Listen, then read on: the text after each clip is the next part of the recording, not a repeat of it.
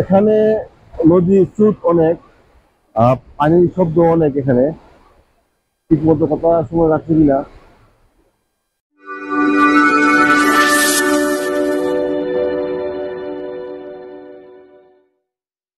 আমার পিছনে যে নদীটা দেখতে পাচ্ছেন, এটা হচ্ছে মালয়েশিয়ার কুয়ালালামপুরে একটি নদী।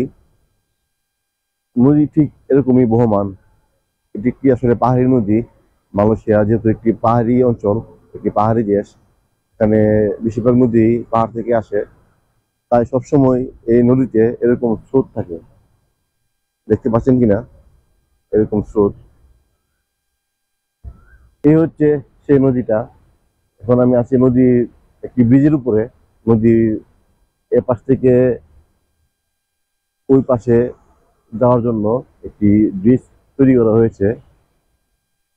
নদী ঠিক এরকম বহমান, যেহেতু এটি একটি পাহাড়ি নদী।